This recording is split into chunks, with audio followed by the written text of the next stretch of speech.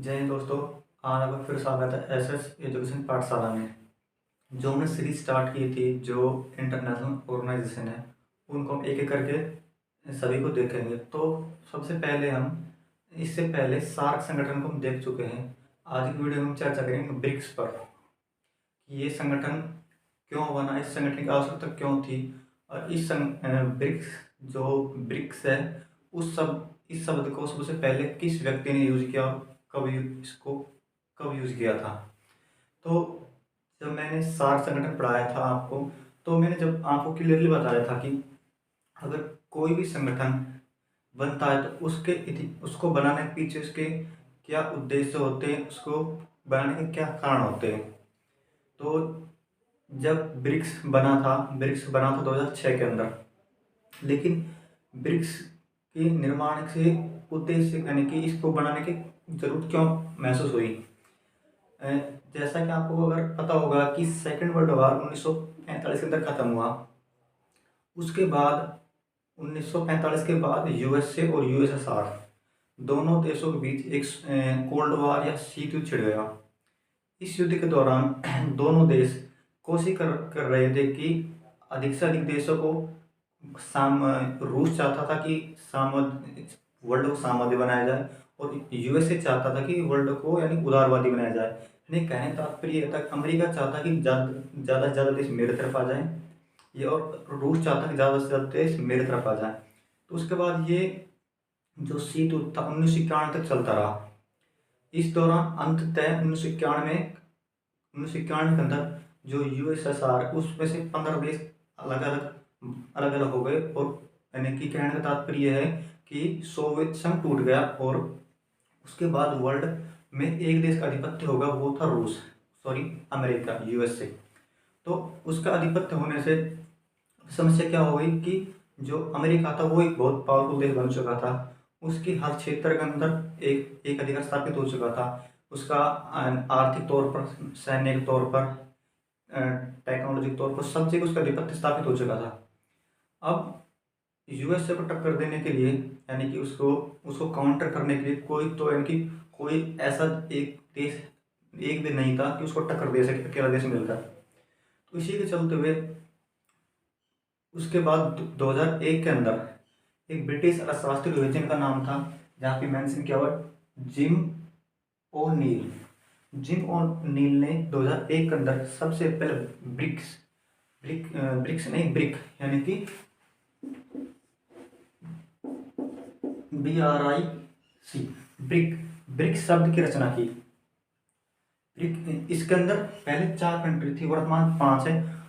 जो ये व्यक्ति थे जिम ओ नील 2001 के अंदर ब्रिक शब्द की रचना की। इसके अंदर उसने 5 देशों को शामिल किया। B से ब्राजील, R से रसिया, I से इंडिया और C से चीन।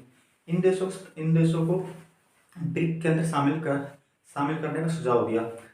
उन्हीं के विचारों को देखते हुए 2006 के अंदर ब्रिक की स्थापना हुई। ये आप याद रखें कि ब्रिक्स तो बाद में बना, इससे पहले ब्रिक था यानी कि BRIC। साउथ अफ्रीका शामिल होने के बाद ही ब्रिक्स बनता है, जो कि साउथ अफ्रीका 2010 के अंदर इसके अंदर शामिल होता है। ठीक है, तो इसको 2006 के अंदर स्थापना होती है, ब्रिक की स्थापना होती है, ब्रिक। उसके बाद क्या होता है कि 2009 के अंदर इसका पहला सम्मेलन होता है। वो होता है रूस के येकेटेरिनबर्ग शहर के अंदर। जो इसके अंदर रूस के येकेटेरिनबर्ग 2009 के अंदर इसका पहला सम्मेलन होता है। उसके बाद क्या होता है कि 2010 के अंदर साउथ अफ्रीका को शामिल कर लिया जाता है, यानी कि इसका नाम फिर पूरा हो जाता है ब्रिक्स। 2010 के अंदर ब्रिक्स साउथ अफ्रीका शामिल हो जाता है, इसका पूर्ण नाम हो जाता है ब्रिक्स से ब्रिक्स बन जाता है। अब इसके अंदर 5 कंट्री शामिल है। 5 कंट्री शामिल कौन कौन सी, इनके नाम के अक्षर का पहला अल्फाबेट है, उसके नाम से इनके यानी कि ब्रिक की फुल फॉर्म बनती है। ब्रिक से पहले हो जाएगा B से ब्राजील, R से रसिया, I से इंडिया, C से चीन और S से साउथ अफ्रीका। ये 5 देश इसके अंदर शामिल है। ठीक है, उसके बाद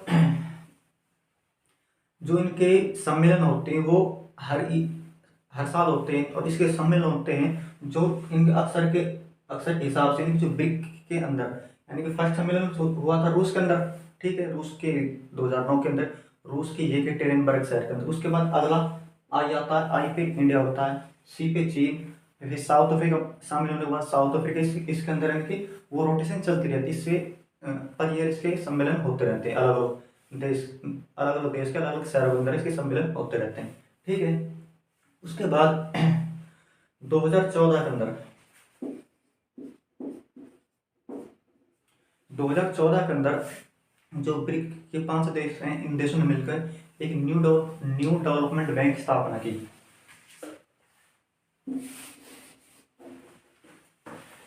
एक बैंक की स्थापना, न्यू डेवलपमेंट बैंक।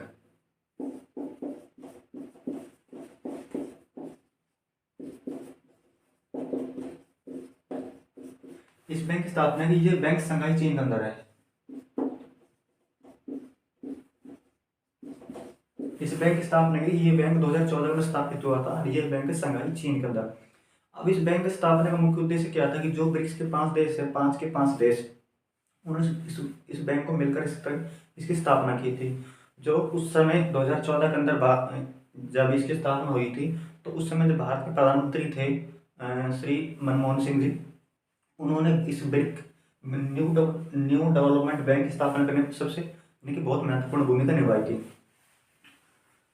अब इस बैंक की स्थापना का मुख्य उद्देश्य क्या था? इस बैंक की स्थापना मुख्य उद्देश्य यह था कि जो 5 देश मिलकर किसी भी देश को कोई इमरजेंसी हो जाए, कोई प्राकृतिक आपदा हो जाए, यानी कि किसी भी प्रकार की इमरजेंसी या उसको रहना चाहिए, तो इस बैंक से, यानी कि 5 के 5 देश कोई इनमें से देश ले सकता है, ठीक है।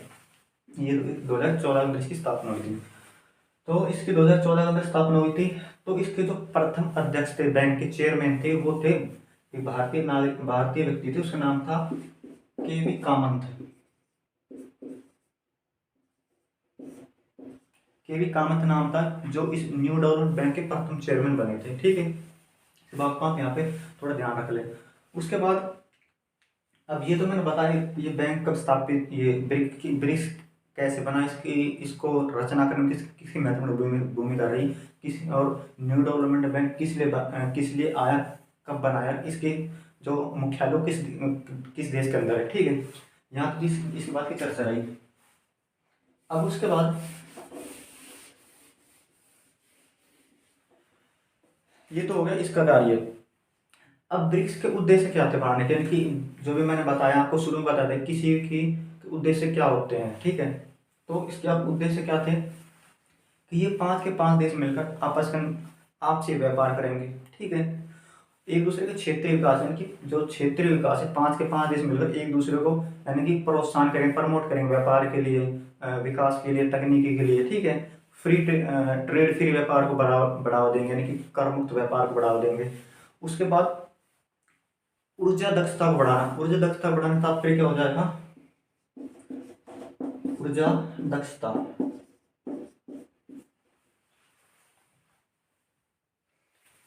यानी ऊर्जा दक्षता बढ़ाने का तात्पर्य क्या है कि जो एनर्जी है उसका, यानी कि एक सही तौर तरीके से उसका यूज हो, यानी कि एक प्लान तरीके से यूज हो। ऐसा नहीं कि जो एनर्जी है उसको वेस्ट कर दिया जाए, क्योंकि जो भारत है, चीन है, इन जो 5 देश, इनकी जनसंख्या अच्छी खासी जनसंख्या है, वर्ल्ड का लगभग 41% जनसंख्या है 5 देशों की। तो जो ऊर्जा है उसको सही तरीके से यूज किया जाए, वेस्ट यूज नहीं किया जाए, एक प्लान तरीके से उसका यूज किया जाए, ठीक है।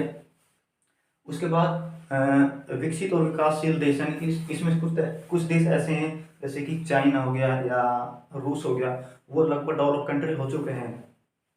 तो और जो बाकी जैसे ब्राजील हो गया, इंडिया हो गया या साउथ अफ्रीका हो गया, ये भी पूर्ण रूप से विकसित नहीं है, ये विकासशील श्रेणी में आते हैं, यानी कि ये देश मिलकर एक दूसरे का सहयोग करके अपने विकास करेंगे, तकनीकी सहायता देंगे, ठीक है। इस प्रकार के इसके उद्देश्य थे, ठीक है। अब उसके बाद क्या हुआ कि 2023 के अंदर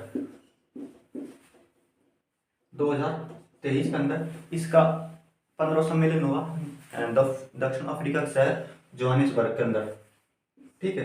तो उसमें इसके अंदर 6 नए देशों को शामिल करने का निर्णय लिया गया। वो 6 देश कौन कौन से, यहाँ पे आप देख सकते हो, सबको मेंशन किया गया है। यूएई था, ईरान, इथोपिया, सऊदी अरब और ईरान थे। एक अर्जेंटीना, ये 6 देश इनको मिलाने का निर्णय लिया गया। वो निर्णय कब लिया गया 2023 की 15वीं सम्मेलन हुआ था साउथ अफ्रीका शहर जोहानिसबर्ग के अंदर। ठीक है, ये 6 देश, इन देशों को शामिल करने का निर्णय लिया गया था। लेकिन अभी इसमें इसके अंदर 5 देश हैं शामिल है। ठीक है, ब्रिक्स है। अभी तो ब्रिक्स के अंदर 5 शराब थी, तो इसका नाम ब्रिक्स रखा हुआ है। अब 6 नए देश शामिल हो गए, तो अब आपको लगता होगा इसका ब्रिक्स का नाम कुछ चेंज हुआ होगा। ब्रिक्स का नाम चेंज नहीं हुआ है, ब्रिक्स का नाम ब्रिक्स ही रहेगा। बाकी जो 6 नए देश शामिल तो हो चुके हैं 2023 के, यानी कि इस इसी साल में, लेकिन इसका नाम के अंदर कोई चेंजमेंट नहीं हुआ। इसका नाम ब्रिक्स का ब्रिक्स ही रखा, सेम तरीके रह जाएगा अभी भी। ठीक है, तो जहाँ हमने जो इस बात चर्चा की, आज की जो ये वीडियो थी, इसके अंदर संपूर्ण वीडियो ब्रिक्स के ऊपर थी।